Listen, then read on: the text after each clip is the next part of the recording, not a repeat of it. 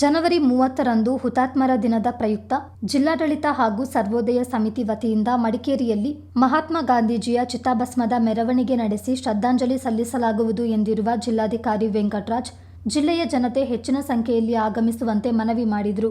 ಜಿಲ್ಲಾಡಳಿತ ಭವನದ ತಮ್ಮ ಕಚೇರಿಯಲ್ಲಿ ಸುದ್ದಿಗೋಷ್ಠಿ ನಡೆಸಿ ಮಾತನಾಡಿದ ಅವರು, ಜಿಲ್ಲಾಡಳಿತದ ಖಜಾನೆಯಲ್ಲಿರುವ ಗಾಂಧಿಯ ಚಿತಾಭಸ್ಮವನ್ನು ಮೆರವಣಿಗೆ ಮೂಲಕ ತಂದು ಗಾಂಧಿ ಮಂಟಪದಲ್ಲಿರಿಸಿ ಸರ್ವಧರ್ಮ ಪ್ರಾರ್ಥನೆ ನೆರವೇರಿಸಿ ಮತ್ತೆ ಜಿಲ್ಲಾ ಖಜಾನೆಯಲ್ಲಿಡಲಾಗುತ್ತದೆ ಎಂದರು. ಗಾಂಧಿ ಮೈದಾನದಲ್ಲಿ ಗಾಂಧಿ ಸ್ಮಾರಕ ನಿರ್ಮಾಣವಾಗ್ತಿದ್ದು, ಸ್ಮಾರಕದ ಮುಂದುವರಿದ ಅಭಿವೃದ್ಧಿ ಕಾಮಗಾರಿಗೆ ಹೆಚ್ಚುವರಿ ಅನುದಾನಕ್ಕಾಗಿ ಸರ್ಕಾರಕ್ಕೆ ಪ್ರಸ್ತಾವನೆ ಸಲ್ಲಿಸಲಾಗಿದೆ. ಹಣ ಬಿಡುಗಡೆಯಾದರೆ 7-8 ತಿಂಗಳಲ್ಲಿ ಕಾಮಗಾರಿ ಪೂರ್ಣಗೊಳ್ಳಲಿದೆ.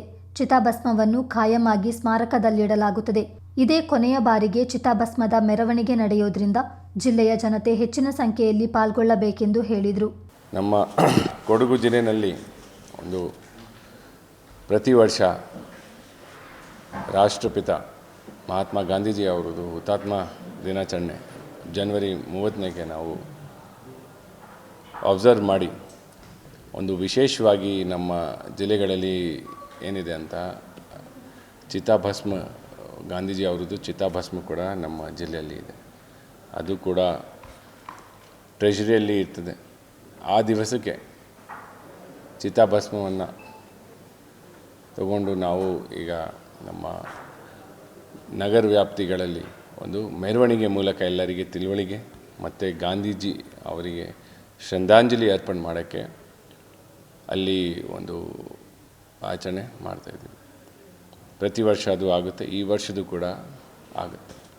ಈ ವರ್ಷದ್ದು ಮುಖ್ಯ ಅಂಶ ಏನಿರ್ಬೋದು ಅಂದರೆ, ಗಾಂಧಿ ಮೈದಾನ ಪಕ್ಕದಲ್ಲಿ ಗಾಂಧಿ ಮಂಟಪ ಕೊಠಡಿಯನ್ನು ನಿರ್ಮಾಣ ಆಗಿದೆ. ಅದು ಎಲ್ಲ ಕಂಪ್ಲೀಟ್ ಸ್ವರೂಪಲ್ಲಿ ಬಂದಿದೆ. ಅದರಲ್ಲಿ ಸ್ವಲ್ಪ ಸೌಂದರ್ಯೀಕರಣ ಮಾಡಬೇಕು, ಸ್ವಲ್ಪ ಗಾರ್ಡ್ ರೂಮ್ ಮಾಡಬೇಕಂತ ಪೂರ್ಣ ರೀತಿಯಾಗಿ ರೆಡಿ ಮಾಡ್ಕೋಬೇಕಂದರೆ ನಾವು ಸರ್ಕಾರಕ್ಕೆ ಪ್ರಸ್ತಾವನೆ ಸಲ್ಲಿಸಿದೆ.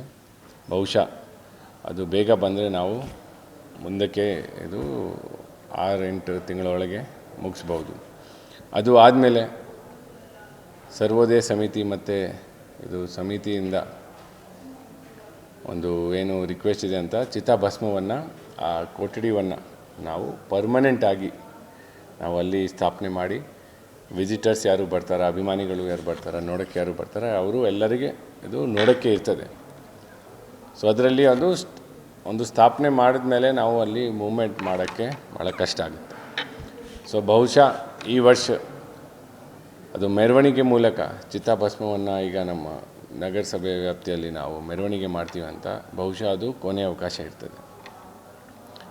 ಸೊ ಮಾಧ್ಯಮ ಮಿತ್ರ ಮೂಲಕ ಮತ್ತು ಎಲ್ಲ ಜನರಿಗೆ ನಮ್ಮ ಮನವಿ ಇದೆ, ಹೆಚ್ಚಿಗೆ ಸಂಖ್ಯೆಯಲ್ಲಿ ಅವರು ಈ ಮೆರವಣಿಗೆಯಲ್ಲಿ ಭಾಗವಹಿಸ್ಬೋದು ಮತ್ತು ಗಾಂಧೀಜಿ ಅವರು ಕೊಟ್ಟಿರುವ ಆದರ್ಶವನ್ನು ಮತ್ತು ಮಾರ್ಗದರ್ಶನವನ್ನು ನಾವು ಪಾಲನೆ ಮಾಡಿ ಮತ್ತು ಅವರ ವಿಚಾರಣೆ ಬಗ್ಗೆ ನಾವು ಸ್ವಲ್ಪ ತಿಳುವಳಿಕೆ ತಗೊಂಡು ಆವಾಗ ಅವರಿಗೆ ಶ್ರದ್ಧಾಂಜಲಿ ಅರ್ಪಣೆ ಮಾಡೋಣ ಅಂತ ದಯವಿಟ್ಟು ಹೆಚ್ಚಿಗೆ ಸಂಖ್ಯೆಯಲ್ಲಿ ಬರ್ಬೋದು. ಮತ್ತು ನಗರಸಭೆಯಿಂದ ಕೂಡ ನಾವು ಎಲ್ಲ ಸ್ವಚ್ಛತೆ ಮಾಡಿ ಅದರಲ್ಲಿ ಸರ್ವಧರ್ಮ ಪ್ರಾರ್ಥನೆ ಇರ್ತದೆ ಮತ್ತು ಮಹಾತ್ಮ ಗಾಂಧೀಜಿ ಅವರ ಜೀವನ ಬಗ್ಗೆ ಎಲ್ಲರೂ ಮಾತಾಡ್ತಾರೆ. ಸೊ ಬಹುಶಃ ಈ ವರ್ಷ ಮೆರವಣಿಗೆ ಮೂಲಕ ಈ ಥರದ್ದು ಕಾರ್ಯಕ್ರಮ ನಡೆಸ್ಬೋದು ಅಂತ ಬಹುಶಃ ಕೊನೆಯ ಅವಕಾಶ. ಸೊ ದಯವಿಟ್ಟು ಹೆಚ್ಚಿಗೆ ಸಂಖ್ಯೆಯಲ್ಲಿ ಬನ್ನಿ. ನಮಸ್ಕಾರ. ಸುದ್ದಿಗೋಷ್ಠಿಯಲ್ಲಿ ಅಪರ ಜಿಲ್ಲಾಧಿಕಾರಿ ಐಶ್ವರ್ಯ, ಹೆಚ್ಚುವರಿ ಪೊಲೀಸ್ ವರಿಷ್ಠಾಧಿಕಾರಿ ಸುಂದರ್ರಾಜ್ ಹಾಜರಿದ್ದರು.